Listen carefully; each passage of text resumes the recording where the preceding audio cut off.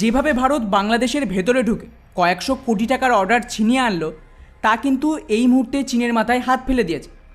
কেননা এত বছর চীন একাই এই পুরো সেক্টরে একছত্র রাজত্ব চালাচ্ছিল।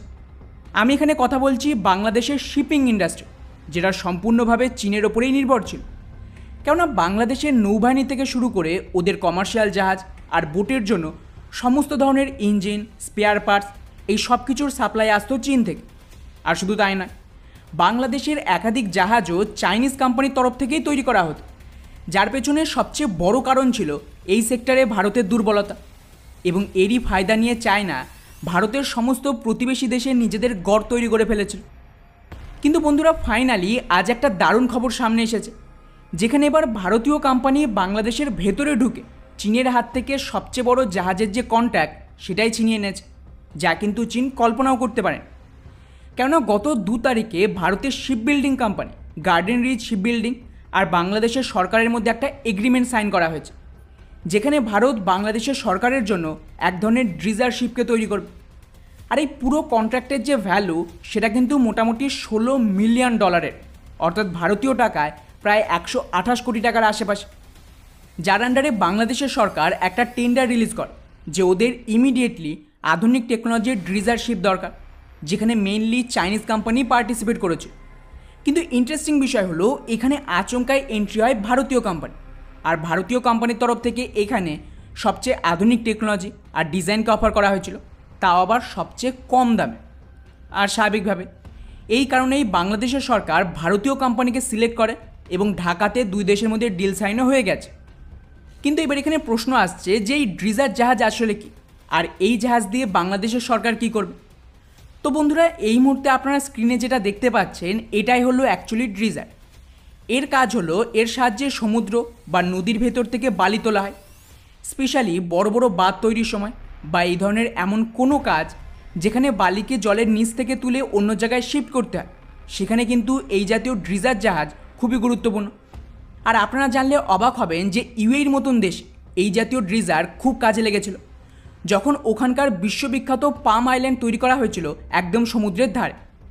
তবে ভারত বাংলাদেশের জন্য যে জাহাজকে তৈরি করছে সেটা তুলনামূলকভাবে একটু ছোট সাইজের। এর ওভারঅল যে ক্যাপাসিটি সেটা হবে 1000 কিউবিক মিটারের আশেপাশে। ইন্টারেস্টিং ব্যাপার হলো, বাংলাদেশের সরকার এই জাহাজের ব্যবহার করবে নিজেদের উপকূলীয় অঞ্চলে, যেখানে লাগাতার মাটিতে ধস নেমে এটা সমুদ্রে মিশে যাচ্ছে এবং হাজার হাজার কিলোমিটারের লোকালয় এরিয়া অলরেডি নষ্ট হয়ে গেছে এবং সমুদ্রে মিশে গেছে। ফলে যে গতিতে ভারতীয় শিপ বিল্ডিং কোম্পানি বাংলাদেশে ঢুকতে শুরু করে দিয়েছে, তা কিন্তু চীনের জন্য বিরাট বড় একটা থ্রেট। কেননা এটা প্রথমবার নয়, অলরেডি এই সেম কোম্পানি জিআরএসি বাংলাদেশের জন্য 6টা পেট্রোল ভেসেলকে তৈরি করছে। আর এখানেও কিন্তু ভারতীয় কোম্পানি 2021 সালে এক চাইনিজ কোম্পানিকে হারিয়েই এই শিপ তৈরির কন্ট্রাক্ট পায়, যার কোয়ালিটি আর প্রাইস দুটোতে বাংলাদেশের সরকার ব্যাপক খুশি ছিল। তবে এখানেই শেষ নয়, ভারত না কেবল বাংলাদেশ বরং নেপাল থেকে শুরু করে শ্রীলঙ্কা, ভুটান, মিয়ানমারের জন্য ছোট ছোট সাইজের বোট নির্মাণের ডিল পেতে শুরু করে দিয়েছে। কেননা ভারতের নজরই হলো এই মুহূর্তে চীনের মার্কেটকে বরবাদ করে আশেপাশের দেশে নিজেদের এক্সপ্যানশন করা। অতীতে ভারতীয় কোম্পানির কাছে না কোনো টেকনোলজি ছিল আর না পলিটিক্যাল সাপোর্ট, ফলে ভারত এই সেক্টরে তেমন কোনো এক্সপ্যানশন করতে পারেনি, যার সুযোগ তোলে চীন। চীন ভারতের আশেপাশের সমস্ত দেশের শিপ বিল্ডিং মার্কেটকে দখল নিতে শুরু করে দেয় এবং চীনকে টক্কর দেওয়ার মতন আর কোনো দেশ এখানে ছিল না। হ্যাঁ, আমেরিকার ইউরোপের দেশ রয়েছে, কিন্তু মুশকিল হলো ওই সমস্ত কোম্পানির যে প্রাইস তা ভারতীয় সাবকন্টিনেন্টের দেশগুলোর জন্য পে করা মুশকিল। তাই ওরা কিন্তু চীনকেই প্রিফার করতো লো কোয়ালিটি সত্ত্বেও।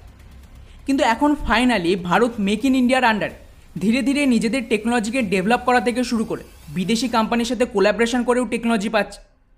এছাড়াও ভারতে ইনফ্রাস্ট্রাকচার থেকে শুরু করে পুরো একটা শিপ বিল্ডিং ইকোসিস্টেমও তৈরি করা হচ্ছে, যা এখনও ভারতীয় কোম্পানিকে সুবিধা দিচ্ছে।